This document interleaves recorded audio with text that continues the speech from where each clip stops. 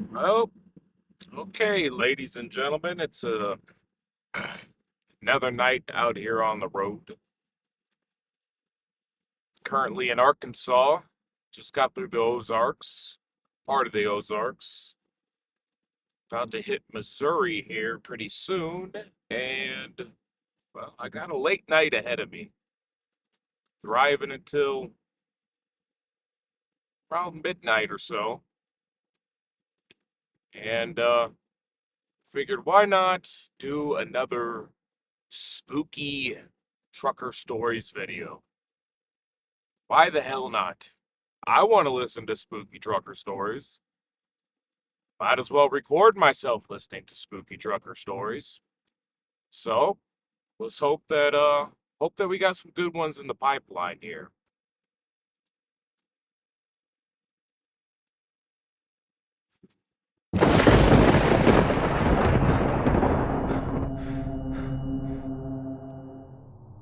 I've always liked the isolation of trucking. Some folks can't handle the endless stretches of road and empty landscape, but for me, it's peaceful. It's just you, your rig, and the road. You don't have to deal with anyone, and you can get lost in your thoughts. Or at least, that's how it normally is. I had been driving somewhere in the middle of Nevada on a deserted highway with no real sign of life in any direction. It was one of those stretches of road where you could go hours without seeing another vehicle, let alone a town. It was close to midnight when I started noticing something was off with my rig. The engine made a faint, sputtering noise, barely noticeable at first, but enough to catch my attention. I looked down at the dashboard. Nothing seemed wrong. No warning lights, no signs of trouble, but the noise persisted. A quiet, irregular cough from the engine, as if it were struggling. I had another 2 hours before the next truck stop, but I figured I'd make it there before anything serious happened. At least, that's what I thought. About 20 minutes later, the sputtering turned into a full-on stutter, and before I knew it, the engine just died. The truck coasted to a slow halt on the side of the road, the hum of the engine fading into nothing, leaving me in the oppressive silence of the night. I sat there for a moment, gripping the steering wheel. I'd maintained my truck religiously, and it hadn't given me any issues before. I turned the key, hoping it was just a fluke, but the engine wouldn't turn over. Just that awful clicking sound of a dead engine. Great. I flicked on the hazard lights and stepped out of the cab. The night air hit me like a wall of heat, even though it was well past sundown. Desert nights are supposed to be cool, but there was something strange about the air. I popped the hood and grabbed my flashlight from the toolbox, shining it over the engine. I'm no mechanic, but I know enough to spot the basics. Everything looked fine. No obvious leaks, no signs of damage, but something wasn't right. It didn't matter how many times I tried to start the truck, it wasn't going anywhere. I grabbed the CB. Breaker 19, anyone out there? I'm stuck on the side of the highway, rig's dead. Anyone nearby? My voice echoed through the cab, but the response was only static. I tried again, a little louder this time, my unease growing. Come on, someone's got to be out there. I could use some help. Nothing. No crackle of a distant voice, no sign of another driver. Just static. I stood there for a minute, the quiet pressing in on me. My phone didn't have a signal, and the nearest town was too far to walk to. I was stuck in the middle of nowhere with no one to call and no way to fix the truck. I felt an eerie tingle climb the back of my neck. That feeling you get when you know something's wrong, but you can't quite put your finger on it. I was about to get back into the cab when I saw a pair of headlights in the distance, faint but growing closer. Relief flooded through me. Maybe it was another trucker, someone who could help or at least give me a ride to the next stop.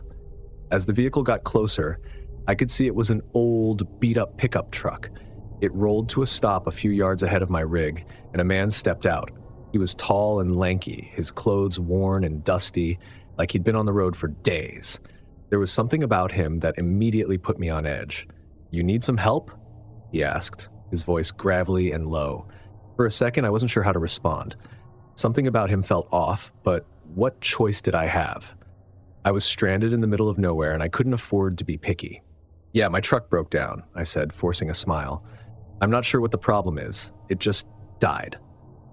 The man nodded slowly, his eyes flicking toward my rig. Mind if I take a look? I hesitated, but what was I going to say? No? I was stuck, and this guy was the only person around. Sure, go ahead. He walked over to the truck, moving with a strange, deliberate slowness, and I felt my unease grow. He didn't ask any questions about the truck, didn't seem all that interested in the engine. He just stood there, peering under the hood, his back turned to me. Something about the whole situation felt wrong, like I was missing something obvious. The hair on my arm stood up, and I took a step back, trying to keep some distance between us. The man stayed under the hood for longer than seemed necessary. He wasn't moving much, just standing there, his head tilted slightly as if he was listening to something. I shifted on my feet, feeling more uneasy. "See anything wrong?" I asked, trying to break the silence. He didn't respond at first, just stood there, still as a statue. When he finally turned to face me, "Looks like you're in a bit of trouble," he said, his voice low and almost amused. "But I can help. There's a place not far from here, just off the highway. I've got some tools there. We can tow your rig and get you fixed up." My gut was shouting at me to refuse. There was something in his voice, something in the way he looked at me, that felt wrong, like he wasn't offering help at all, but something else, something darker. "I appreciate the offer, but I think I'll just wait for a tow. Shouldn't be too long before someone comes by." The man's eyes narrowed slightly. For a moment, we just stood there, staring at each other in the dim light from my truck's headlights. "You sure?" he asked, taking a step closer. "It's a long way to the next town. Could be hours before anyone else comes through." I could feel my heart beating in my throat. Something was very wrong here, and I knew it, but I couldn't afford to show fear. Not yet. "I'm sure," I said, forcing a smile. "Thanks for stopping, though." The man stared at me for a long moment, his eyes cold and calculating, like he was weighing his options. Then, without another word, he turned and walked back to his truck. But the way he did it, slow and deliberate, made it clear this wasn't over. I watched as the man climbed into his truck, but he didn't drive away. He just sat there, his engine idling. I backed up toward the cab of my rig, my hands shaking as I fumbled for the door handle. I climbed in and locked the doors. The man's truck hadn't moved. He was still sitting there, waiting. I tried to tell myself it was fine, that he'd leave soon, but the uneasy feeling in my gut wouldn't go away. It felt like he was planning something, like he was waiting for the right moment. Minutes passed, then an hour. The man's truck still hadn't moved. My palms were slick with sweat, my nerves fraying with every second that ticked by. Suddenly, the man's truck lurched forward, pulling up alongside my rig. My stomach twisted with dread as I saw his silhouette through the window, his face illuminated by the dim glow of his dashboard lights. He was watching me, his expression unreadable, but there was something in his eyes that gave me an eerie, chilling feeling. He rolled down his window and leaned out. "You sure you don't want that help, buddy?" I didn't answer. My heart was pounding so hard I thought it might burst out of my chest. I reached for my phone again, hoping against hope that I'd somehow gotten a signal, but the screen was still blank. The man got out of his truck, leaving the engine running, and started walking toward my door. My hands fumbled for the keys, desperately trying to start the engine, but the truck still wouldn't turn over. As he drew closer, panic surged inside me. That same slow, deliberate walk that had set off alarms in my head from the start. I grabbed the tire iron from under the seat, gripping it tightly in my trembling hands. If he tried to get in, I'd have to defend myself. There was no other option. He reached the door and knocked, hard. "Open up," he said, his voice low and menacing. "Let's have a talk." I didn't move, didn't breathe, just sat there, clutching the tire iron, my pulse roaring in my ears. He knocked again, harder this time. "Don't make this difficult." The truck's engine still wouldn't start. My mind raced, trying to figure out what to do, but there were no good options. I was trapped. Then, just as he reached for the door handle, I heard the sound of another engine in the distance. Headlights appeared in my rearview mirror, and I felt a surge of hope. Another truck was approaching, its lights cutting through the darkness like a beacon. The man froze, his hand still on the door handle, his eyes narrowing as he looked over his shoulder at the approaching vehicle. For a moment, I thought he was going to try to break in anyway, but then he turned and walked back to his truck. Without another word, he climbed in, slammed the door, and peeled out, speeding off into the night. The other trucker pulled up behind me. I was too shaken to get out at first, too stunned by what had just happened. But eventually, I forced myself to step out, to wave down the driver. He was a fellow long-haul trucker, just passing through. When I told him what had happened, he offered to stay with me until a tow truck arrived. I don't know how much time passed before help finally showed up, but the man never came back. I've been driving trucks for years, but that night was the closest I've ever come to real danger. The man on the highway may have seemed like he was offering help, but I know now that his intentions were anything but good. And to this day, whenever I'm driving through a deserted stretch of highway, I keep my eyes on the road, and I never, ever stop for strangers. Sometimes the people who offer help are the ones you need to fear the most. That boy wanted them cheeks. Why wouldn't you just call roadside, man? That's what a cell phone's for. Call roadside service. My God. You're just gonna sit out on the road and hope somebody comes along and helps you, I guess. Instead, you got Bubba from Arizona out there trying to fucking clap your cheeks. Be smarter, drivers. For close to 2 decades, I've been on the road. As a long-haul trucker, you get used to the solitude, the long hours, and the isolation that comes with it. I've driven through every kind of weather on roads that seemed like they stretched forever and into towns so remote they barely existed on a map. But in all those years, there's only one particular night that continues to haunt my nights. I was on a cross-country haul from Arizona to Georgia. It was late October, and I'd just made it past the New Mexico border when I realized I needed to pull over for the night. I'd been on the road for nearly 11 hours straight, and my eyelids were getting heavy. You know the feeling. Your brain starts to slow down, and before you know it, you're nodding off at the wheel. Not safe. I wasn't near any major truck stops, though. Just a long, empty stretch of highway with nothing in sight. I figured I'd keep an eye out for the next rest stop and pull over there for a few hours of sleep. It wasn't ideal, but I've done it plenty of times before. That's when I saw the sign. Rest stop, 2 miles. Perfect timing. I slowed down as I approached the exit and pulled off the highway. As I rolled into the rest stop, I could already tell something was off. The place was practically abandoned. There were only 2 other trucks in the lot, both of them parked at the far end, their cabs dark, no signs of life inside. The rest stop itself wasn't much to look at, just a few parking spaces, a couple of picnic tables, and an old, beat-up restroom building. There were no lights except for a single flickering street lamp near the entrance, casting eerie shadows across the cracked pavement. I parked my rig near the middle of the lot, not too close to the other trucks, but not too far either.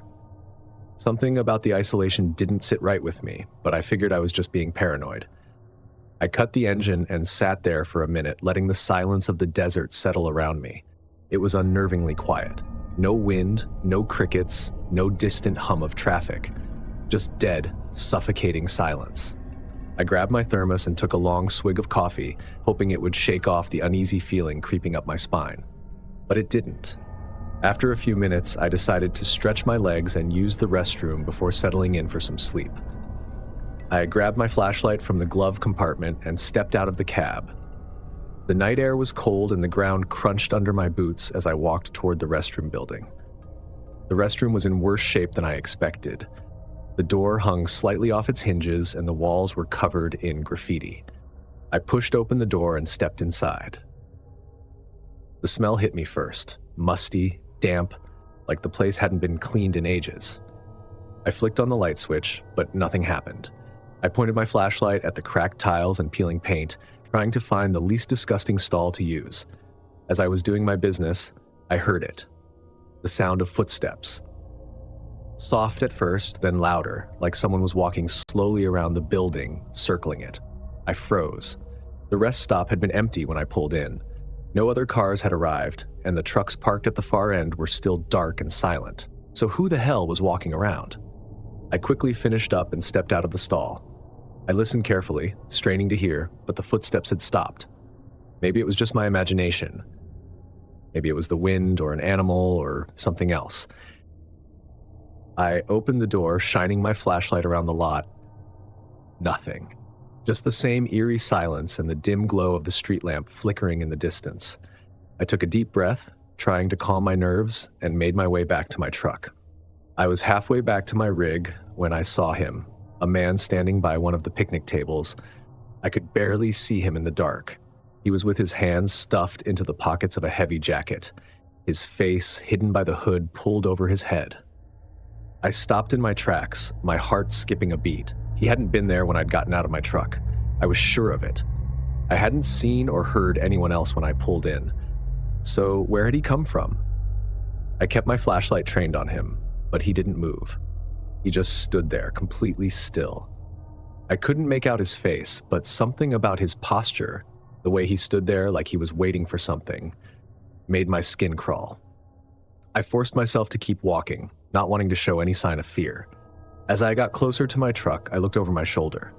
The man hadn't moved. He was still standing there, watching me. I climbed into the cab, locking the doors behind me, and sat there for a moment. My hands were shaking. I told myself it was nothing. Just some guy passing through.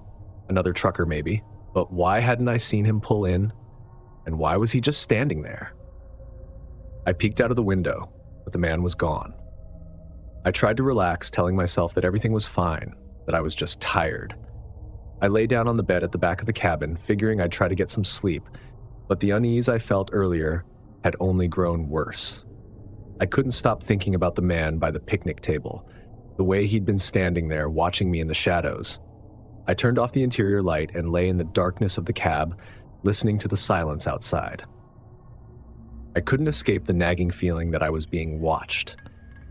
Every time I closed my eyes, I pictured the man's silhouette standing motionless in the dark. I don't know how long I lay there, but it must have been close to an hour. I was starting to drift off when I heard it again. Footsteps, this time right outside my truck. I shot up. I grabbed my flashlight and shined it through the window, but there was no one there. Just the empty parking lot, the flickering street lamp, and the endless blackness of the desert. The footsteps continued, circling the truck now. Slow, deliberate, my stomach twisted with fear. This wasn't my imagination. Someone, or something, was out there. I listened as the footsteps stopped right outside my door. I held my breath, waiting for something to happen. But the next sound I heard wasn't footsteps, it was a knock. Soft at first, almost polite, like someone tapping gently on the door. I didn't move. I couldn't. Then the knock came again, louder this time, more insistent.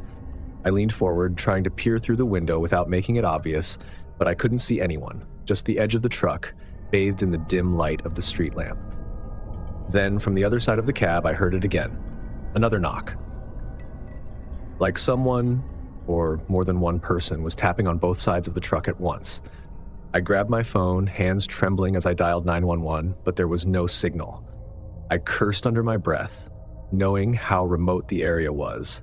Of course, there was no service out here. The knocks continued, more aggressive. Whoever was out there wasn't just messing with me, they wanted in. I debated getting out, trying to scare them off, but something told me that was a bad idea. There was more than one person out there. I could feel it, and they were waiting for me to make a move. I don't know what made me do it, but I reached over and slammed my fist against the horn, the loud blare echoing through the empty rest stop. For a moment, the knocking stopped. I waited, my breath caught in my throat, listening for any sign of movement. Then I heard it, a car engine. Headlights illuminating the darkness as another vehicle pulled into the lot, its bright beams sweeping across the pavement and illuminating the shadows that had been lurking outside my truck. 3 figures stood there, scattered around my rig. They were all wearing dark clothes, their faces hidden by hoods. When the car's lights hit them, they froze, then quickly scattered, disappearing into the darkness of the desert. I didn't waste any time. I turned the key, started the engine, and peeled out of that rest stop as fast as I could. My heart was racing, my hands shaking as I gripped the wheel. I didn't look back. I didn't want to. I drove straight through the night, not stopping until I hit a well-lit truck stop a few hours later. Even then, I didn't feel safe. I couldn't stop thinking about the figures knocking on my doors. I told a few other truckers what had happened, and one of them told me he'd heard rumors about that rest stop. Apparently, it wasn't the first time something like that had happened there. People had gone missing, trucks found abandoned, but there was never any proof. Just stories. I never stop at rest stops that remote anymore. You never know who or what might be waiting for you in the dark. And the worst part, I still hear those knocks sometimes.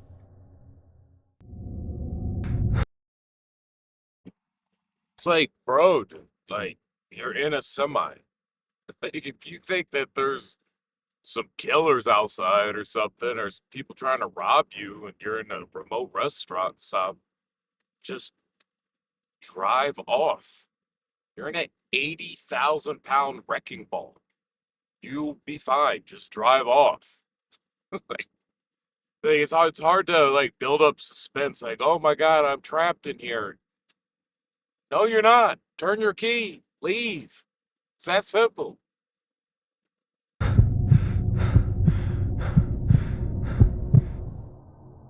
I've been a trucker for over 20 years, and let me tell you, I've seen some strange things out on the road.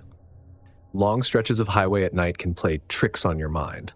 Sometimes you see shadows that aren't really there, or your tired eyes start to blur reality. You get used to the isolation, the endless miles of nothingness, but there was one night, one stretch of road that I'll never forget. It was a late November night, and I was hauling a load through Texas, heading down a remote highway that cut through miles of empty desert. The road was as straight as an arrow, with no towns for miles, no gas stations, no rest stops, just pitch black on either side of me. I usually don't mind the solitude. It gives me time to think, to clear my head. But that night, something felt off. The air was heavy, the kind of weight that sits on your chest and makes it hard to breathe. My headlights illuminating nothing but the cracked asphalt in front of me. I looked at the clock on my dash, 11:47 p.m. I still had a few hours to go before I'd planned to pull over for the night, but I wasn't feeling tired. There was an uneasy energy in the air that kept me alert, like my body knew something was coming before my mind did. It must have been another hour of driving when I first noticed the car. At first, it was just a pair of headlights in my rearview mirror, far in the distance. I didn't think much of it.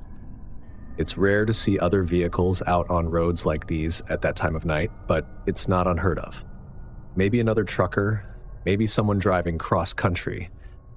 I kept an eye on it, though. It's a habit I picked up over the years. Knowing what's behind you is just as important as watching what's in front. But the car didn't seem to be gaining on me. It stayed back, keeping the same distance. After about 20 minutes of this, I started to get a little suspicious. I'd been driving at a steady pace, around 65 miles per hour, and any car behind me should have caught up by now or at least gotten closer. But this one stayed exactly where it was. I did my best to dismiss the discomfort growing in the pit of my stomach. I told myself it was just some guy who didn't want to pass, maybe nervous about being out here alone. Still, I couldn't help looking back at the mirror every few minutes, waiting for the car to either speed up or fall behind. But it didn't. It just stayed there. Another 30 minutes passed, and the car hadn't budged. My palms were starting to sweat, and I couldn't focus on the road ahead of me. All I could think about was those headlights in my mirror. My heart started beating faster, even though nothing had really happened yet. But something deep down was telling me that this wasn't normal. This wasn't just some guy driving through the desert at night.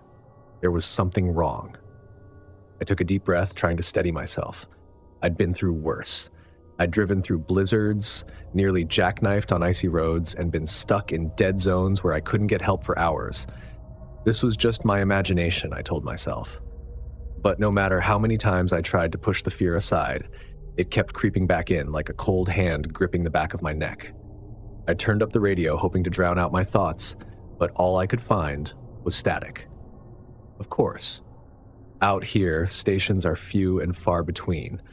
I switched it off and tried to focus on the road, but that damn car was still in my mirror, a pair of unwavering eyes that never blinked.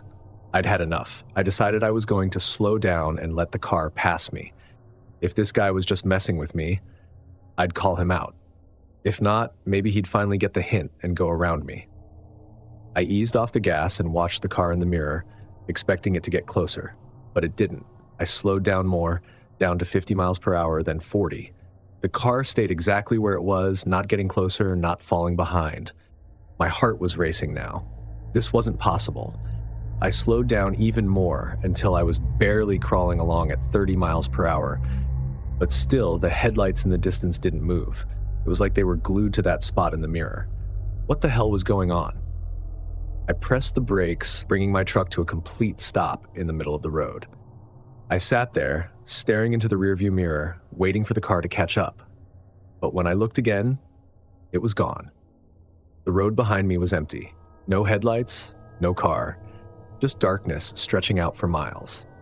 I leaned forward, squinting into the mirror, trying to see if the car had turned off or maybe pulled over somewhere I hadn't noticed.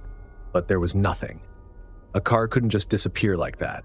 Not out here on this dead straight road with no turnoffs, no exits, no place to go. I must have missed something. I had to. I threw the truck into gear and started moving again, faster this time.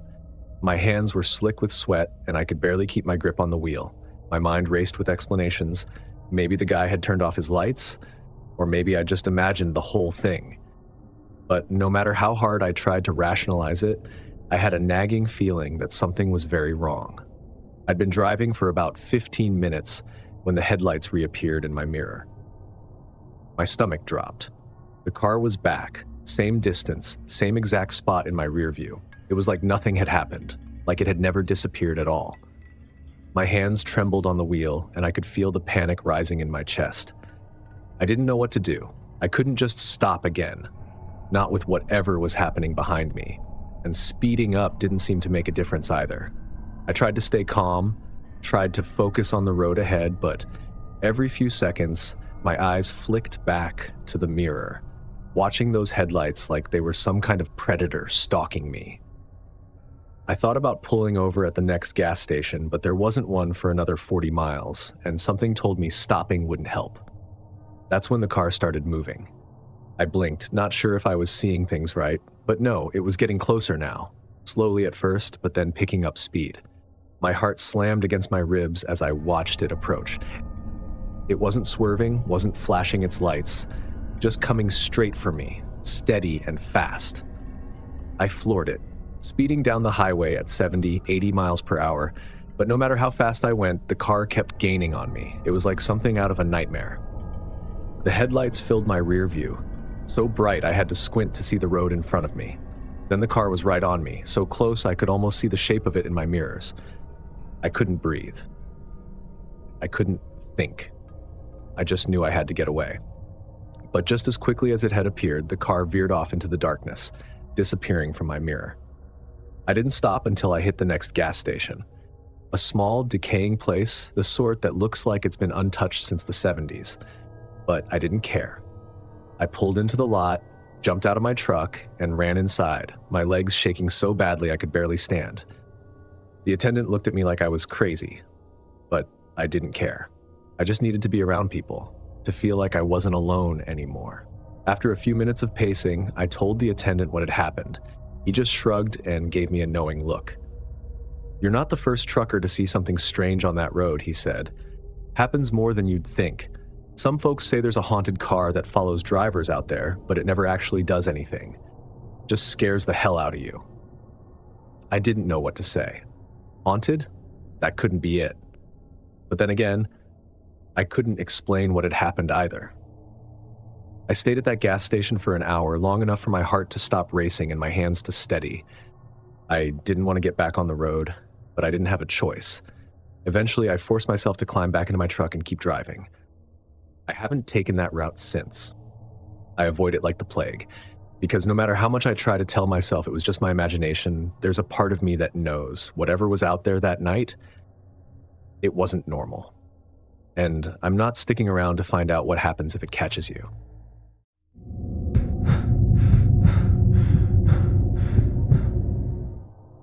I like to think of myself as a person who values practicality. Working long-haul trucking for as many years as I have, you deal with things head-on. Flat tires, bad weather, endless nights on empty highways. But there was one night, one stretch of road that still haunts me to this day. It was about 6 years ago, and I was driving through the Appalachian Mountains. I'd been on the road for hours, running a late-night haul from North Carolina up into West Virginia. The job was simple enough: pick up the load, drive through the mountains, and deliver by morning. I'd done the route a dozen times before, and I wasn't expecting anything out of the ordinary. But that night, let's just say, something was different. The weather had taken a turn for the worse earlier in the evening. A thick fog rolled in, the kind that clings to the ground and makes it feel like you're driving through a dream or a nightmare. My headlights cut through the mist, but barely. Visibility was terrible. I could only see a few feet ahead of me, the winding road disappearing into the fog like it was leading me somewhere I wasn't supposed to go. Still, I pressed on. I had a delivery window to make, and I wasn't about to let a little fog slow me down. I tried to focus on the road, but something about the silence felt oppressive. It wasn't just the lack of sound, it was the way the fog seemed to swallow everything around me, leaving me completely isolated. It must have been around 2 a.m. when I first heard it, a whisper, so soft it nearly blended with the sound of my truck's engine. At first, I figured it was just my mind messing with me. Long hours on the road can mess with your head, make you hear and see things that aren't really there. But the whisper didn't go away.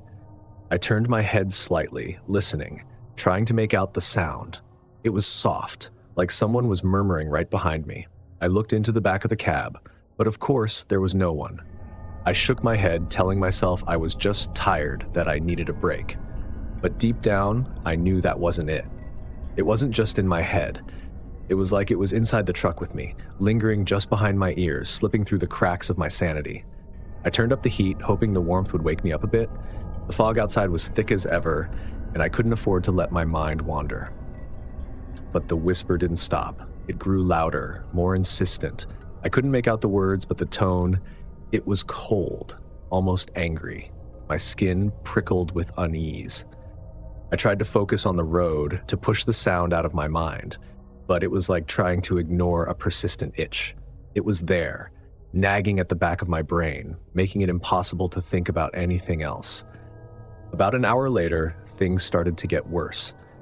I was rounding a sharp curve when I caught movement in my rearview mirror, just a flicker of something, a shadow, disappearing into the fog behind me. I nearly slammed on the brakes, my heart jumping into my throat. For a moment, I thought it was an animal or another vehicle, but when I looked again, there was nothing there. Just the road stretching behind me, empty and swallowed by the mist. I took a deep breath, trying to calm my nerves. "You're seeing things," I told myself. "You're tired and the fog's playing tricks on your eyes." But that explanation didn't sit right with me. The shadow had been too distinct, too human.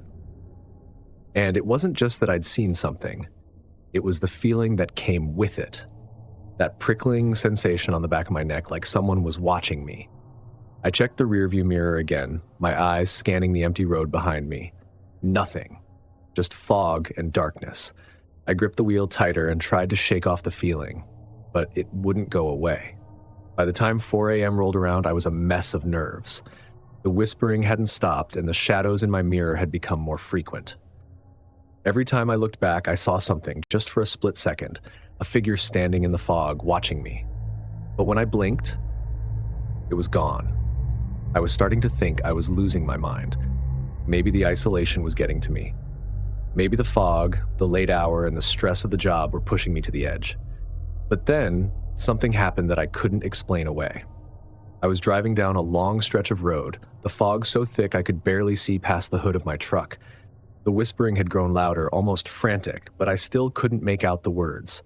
I kept looking in the rearview mirror, half expecting to see another shadow, when I saw it.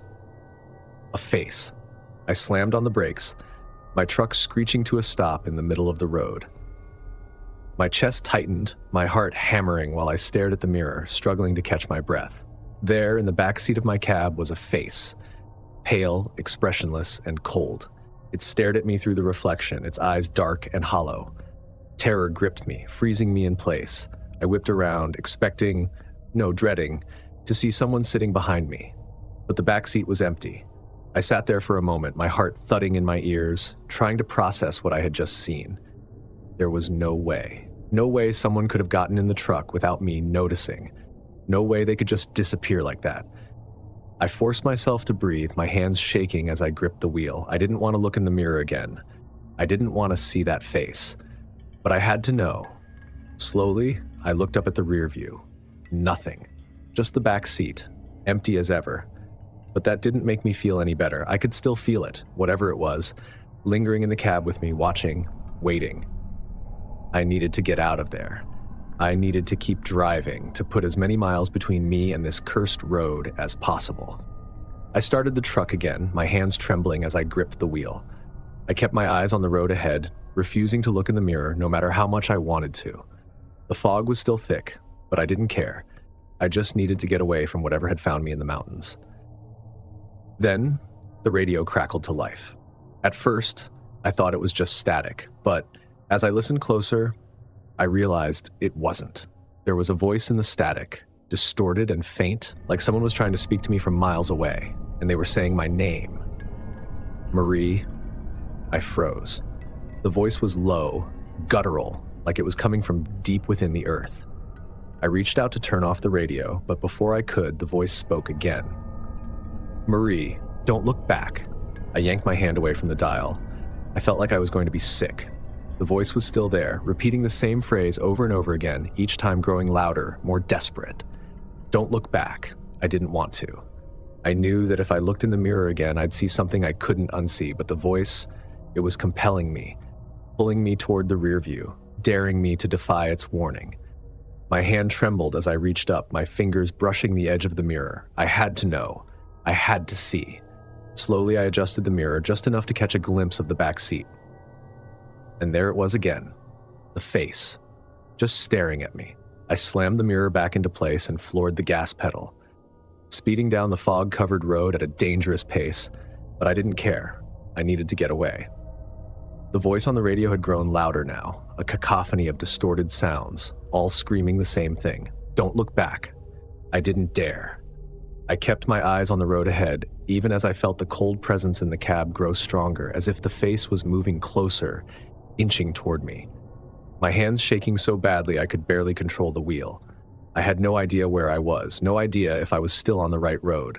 All I could see was fog and darkness, the world outside my truck disappearing into the mist. The voice on the radio crackled, sputtered, then went silent.